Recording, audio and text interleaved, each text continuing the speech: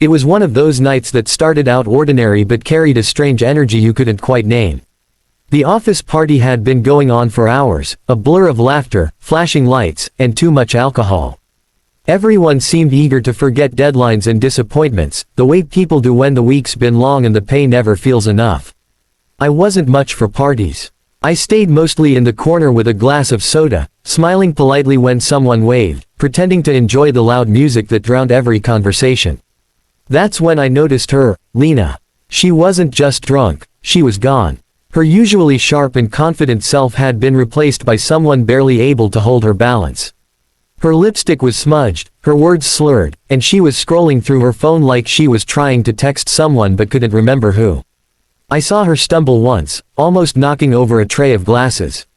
Nobody else paid much attention. Everyone was too caught up dancing or gossiping, and the few who did notice just laughed it off. But something about it didn't sit right with me.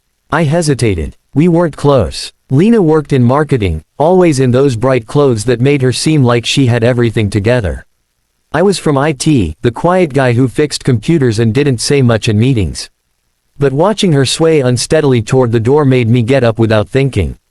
"Hey, you okay?" I asked, gently touching her arm. She blinked, trying to focus. "Oh, hey, you're Daniel, right?" I nodded. "Yeah, you need help getting home." She tried to wave me off, insisting she was fine, but her words betrayed her. No, I'll get a cab," she mumbled, fumbling for her phone. But the screen slipped from her hand, clattering onto the floor. I picked it up before she could fall trying to reach it. "Come on," I said softly.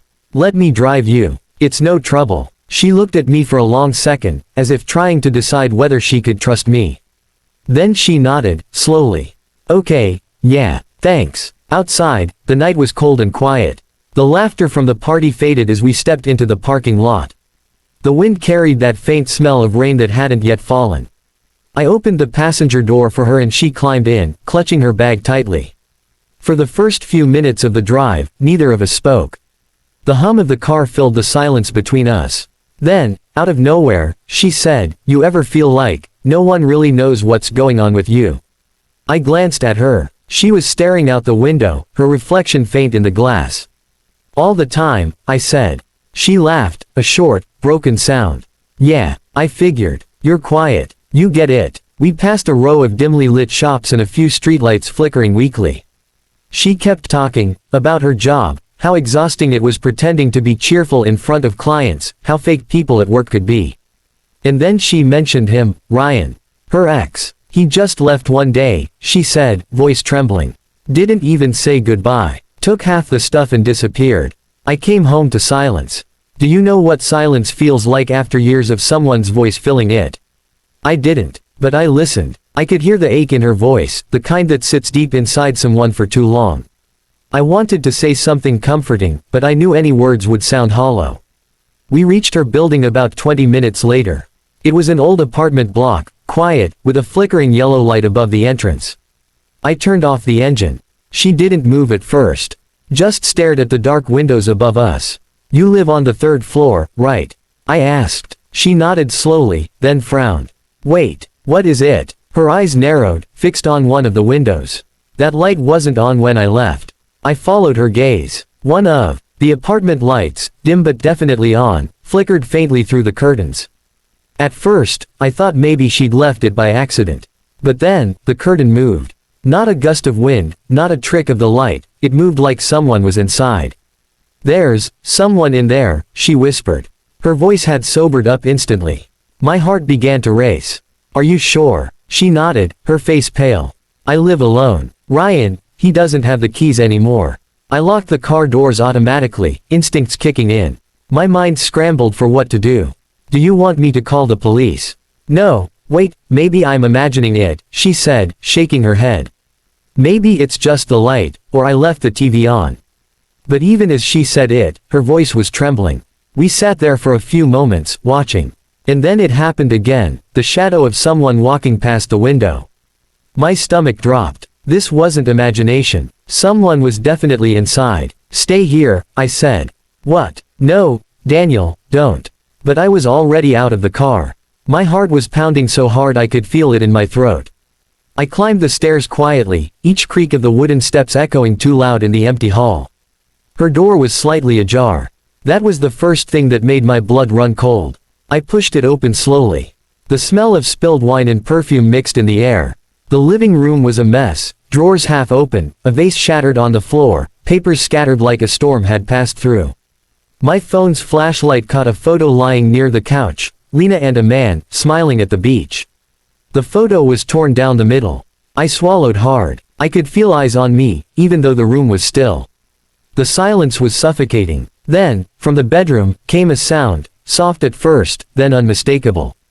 Footsteps. Who's there? I called out, trying to keep my voice steady. No answer. I took a step closer, every muscle in my body tensed. My flashlight wavered as I gripped my phone tighter. The bedroom door was half open, a faint glow leaking through the gap. I could hear someone breathing inside. I turned to glance back toward the entrance, wondering if I should run and get Lena, but before I could move, the door creaked wider on its own. A shadow shifted inside. That was when I realized I wasn't just doing the right thing anymore. I was standing in the middle of something I didn't understand, something that wasn't mine to step into, but I was already too deep to walk away. And then a low voice came from the darkness. Who are you? It wasn't a question I expected to hear in that moment. My breath caught in my chest. My mind went blank. I froze there, heart hammering, staring into the dark as the figure began to move closer. That was the moment I realized this night was about to take a turn I would never forget. The man stepped out of the bedroom doorway slowly, and as the dim light caught his face, I felt an instant chill run down my spine. His eyes were bloodshot, his hair unkempt, and there was a wildness about him that made it hard to tell whether he was drunk, angry, or just broken. His hand trembled as he held something small and metallic that glinted in the faint light. My brain screamed knife, and instinctively, I stepped back. Who are you? He repeated, his voice hoarse, like someone who hadn't slept in days. I'm a friend, I said, though the word felt strange. I just dropped Lena home. She said she lives here. Who are you? He laughed quietly, the sound filled with bitterness. Who am I? He stepped closer, and I could smell the alcohol on his breath. I'm the one who's supposed to live here. The one she forgot. So this was Ryan, the ex, the man from the torn photo. I didn't know what to say, but I knew one wrong move could turn this situation into something worse. She told me you don't live here anymore, I said carefully. You should leave before she comes up. Leave. He barked out a harsh laugh. She threw me out like trash. Do you know what it's like to give everything to someone and have them replace you in a week? To see her pretending she's fine, while I can't even breathe without her name in my head.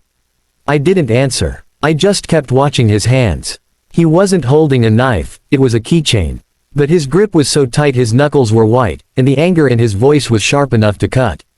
I just came to talk, he muttered, pacing now. But she doesn't pick up. Doesn't text back. I thought maybe if I waited here, she'd listen. Maybe she'd see I didn't mean to leave that night. It wasn't supposed to end like that. His voice cracked. I didn't mean it to end at all. A part of me almost pitied him. The pain in his words wasn't fake. But the way he was standing there, drunk, trespassing in her home, made the whole thing dangerous. I tried to keep my voice calm. Ryan, you need to leave before things get worse. She's downstairs. She's scared. He froze when I said that. His expression changed, softened for a second, then hardened again. She's here. Yeah, in the car. He ran his hands through his hair, muttering something under his breath. I just wanted to see her. Just to say sorry. You think I'd hurt her? He looked up suddenly, eyes burning.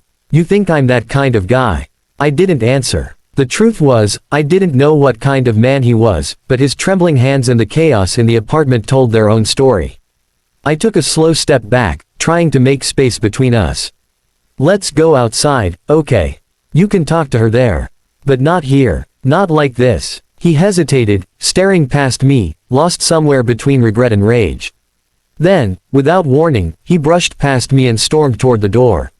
I followed him, ready to intervene if he tried anything. When we stepped outside, Lena was standing at the bottom of the stairs. Her face went pale when she saw him. For a moment, everything froze, the cold night air, the faint hum of distant traffic, the silence heavy enough to crush us all. Ryan, she whispered. He stopped, his shoulders shaking. Lena, she took a step back, clutching her arms tightly. You can't be here. What are you doing in my apartment? He looked up at her, eyes glassy. I didn't come to hurt you. I swear. I just wanted to see you, to talk. You won't answer my calls. You blocked me. What was I supposed to do? Just disappear. You left. She cried, her voice breaking. You walked out without saying a word. You made me believe you didn't care. Do you even understand what that did to me? He lowered his head. I was angry. I thought you were cheating. I thought you stopped loving me. She shook her head, tears spilling down her cheeks. You never asked. You just assumed the worst. The whole scene unfolded like a movie I didn't belong in. I stood a few feet away, ready to step in if I had to, but it felt wrong to interrupt something that was clearly years of pain exploding all at once. Ryan took another step toward her, and she flinched. That broke something in him. His voice softened. I'm sorry, Lena. I swear, I didn't mean to scare you. I didn't mean to come in like that. I just didn't know where else to go. She looked at him for a long moment, then wiped her tears. You can't do this anymore, Ryan. Whatever we had, it's over. You need to let me move on. You need to move on. He nodded slowly, eyes filling again. I know. I just wanted to hear you say it to my face. They stood there in silence, two broken people standing in the ghost of what they used to be. Then he turned to leave. Before he walked away, he looked at me for the first time with something like gratitude, or maybe shame. Thanks for making sure she got home, he said quietly. I just nodded. He stumbled off into the darkness, and the sound of his footsteps faded down the street. Lena stood there trembling. I walked up and gently placed a hand on her shoulder. Are you okay? She nodded, though her eyes said otherwise. I didn't think I'd ever see him again. I thought he was gone for good. Do you want me to stay until you feel safe? I asked. She hesitated, then whispered, just for a bit. We went back up to her apartment together.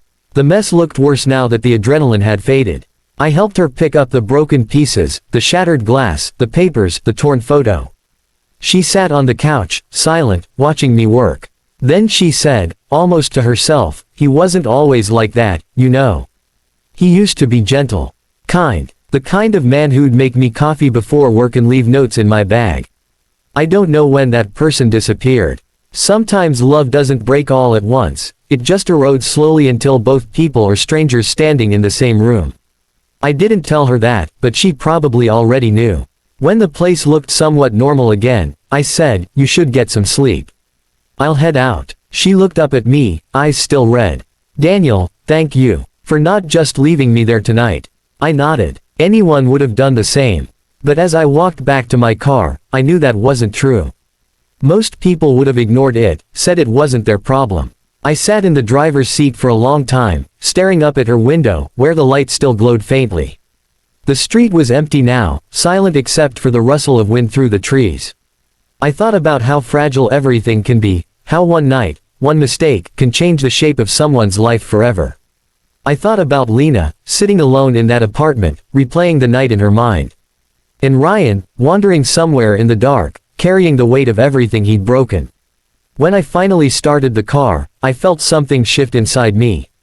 That night had started as a simple favor, just a ride home for a drunk coworker.